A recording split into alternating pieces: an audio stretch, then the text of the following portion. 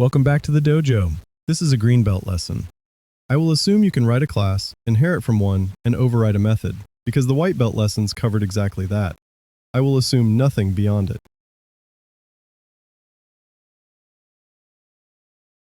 Here is a service that sends alerts. It holds a list of notifiers, it loops over them, and it calls send on each one. It does not know which notifier is which, and it has no reason to care. This is inheritance doing exactly what you were promised it would do, and this loop has been in production for a year without anybody touching it.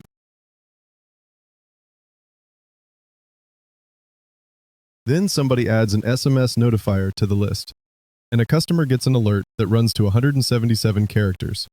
The service crashes. Nothing in that loop changed. Nothing in it is wrong. It broke because the new notifier does not do what a notifier promised to do, and the compiler had no opinion about that at all. Picture a substitute teacher. The lesson plan is one page. Hand out the worksheet at the start, collected back at the end, marked. Any teacher who walks into that room can take the class, and the timetable does not care which one it gets. Now picture a substitute who will only take a class of 10 or fewer, or one who hands the worksheets back unmarked. Neither of them is a bad teacher. Both of them break the timetable, and the timetable did nothing wrong. This is the third of 5 lessons on Solid. S was single responsibility. One class, one reason to change. O was open, closed. New behavior arrives as new code. This one is L, the Liskov Substitution principle. It is named after Barbara Liskov, who described it in a conference keynote in 1987, and then set it out formally with Jeanette Wing in a paper published in 1994. The idea, in one sentence. If code works with a base type, it has to keep working when you hand it a subclass. 2 rules fall out of that, and they are the whole lesson. A subclass may not demand more than the base demands, and a subclass may not deliver less than the base promises. Demand no more, deliver no less. You will also see those 2 rules written in more formal language, so it is worth knowing the words. A subclass may not strengthen a precondition and may not weaken a postcondition. A precondition is what a method requires of you before it will do its job. A postcondition is what it guarantees once it has. Same 2 rules in the words the papers use.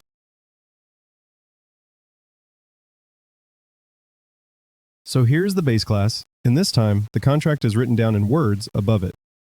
A notifier accepts any recipient and any message of 1 character or more.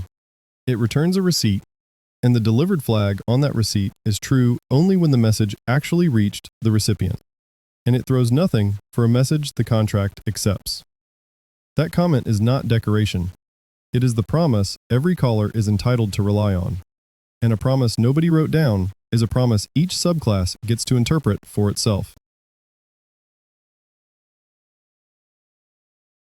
Email notifier keeps it. It takes whatever it is given, it sends it, and it comes back with a receipt saying delivered. There is nothing surprising here, and that is deliberate. This is what a contract looks like when it is kept. Here is the SMS notifier as somebody actually wrote it. Look at the first 3 lines of the method. If the message is longer than 160 characters, it throws. Now read that against the contract. The base accepts any message of 1 character or more. This subclass accepts messages of up to 160. It demands more of the caller than the base does, and that is the first rule broken.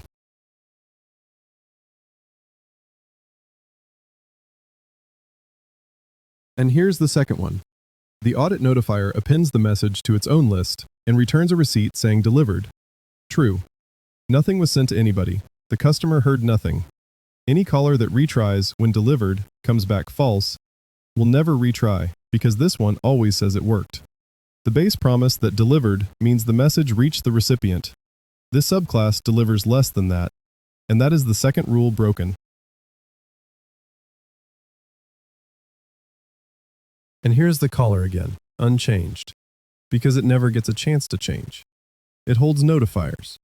It calls send. It has no way of knowing that one of the 3 will throw and another one is lying to it. Every single line in this loop is correct.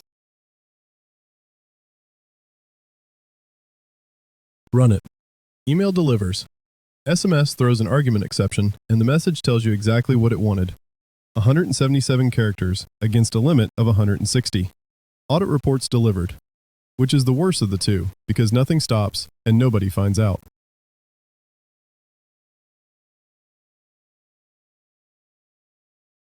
Two failures, and they fail differently. The one that throws is loud, and somebody will find it within the hour.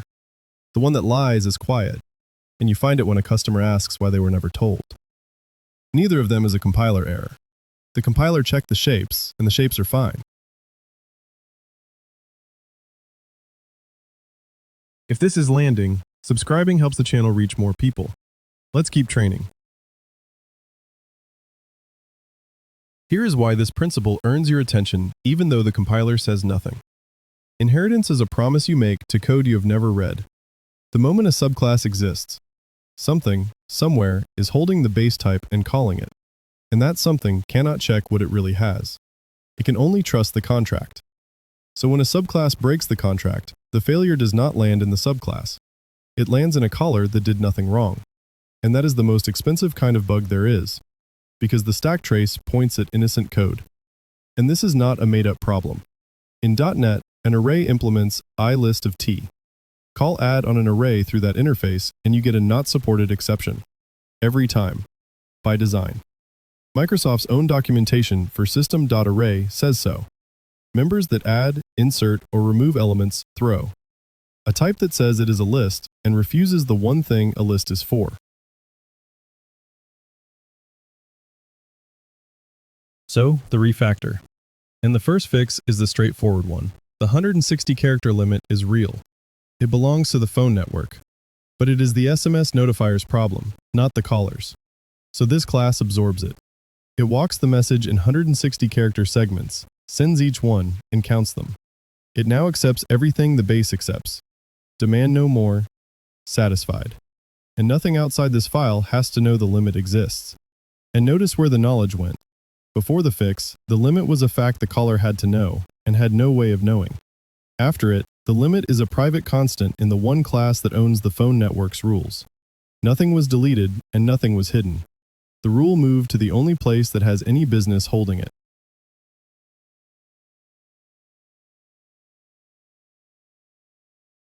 The second fix is the one people resist, and it is the important one. The audit log cannot keep the contract. It does not send anything to anybody, so it can never honestly report that a message reached a recipient. There is no clever override that fixes that. It was never a notifier. So it comes out of the hierarchy. A plain class with a record method. No base class, no receipt, and no pretending.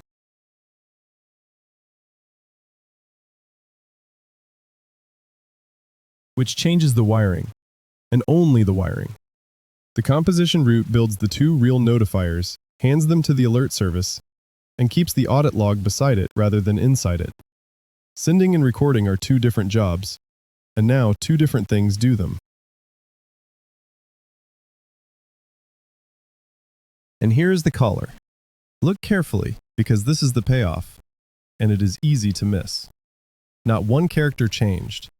It still holds notifiers, it still calls send, and it still has no idea what it is really holding.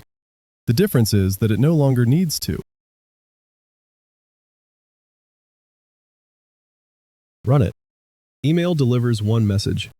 SMS delivers two parts, because 177 characters does not fit in one segment.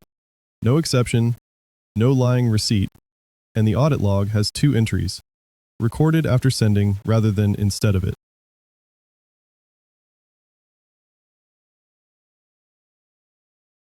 Notice what the fix was and what it was not. Nobody added an interface. Nobody added a factory. One subclass was changed to accept what the base accepts, and one class was taken out of a hierarchy it never belonged in. Liskov is not a structure you build. It is a question you ask about every subclass you already have. Hand this to a caller expecting the base, and does that caller still get what it was promised? Now the failure on the other side. And this one is subtler. Once this has bitten you, there is a real temptation to make it impossible. Write a base class that promises so little that no subclass can possibly break it. Every subclass is substitutable because there is nothing left to substitute. Watch what that actually costs.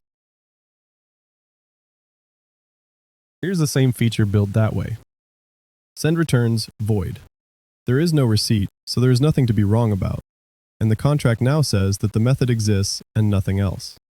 By the letter of the principle, this passes perfectly. No subclass can demand more because nothing was demanded.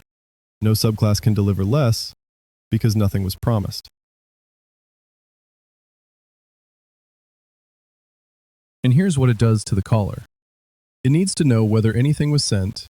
The base cannot tell it, so it asks what type it really has. That is the line to look at.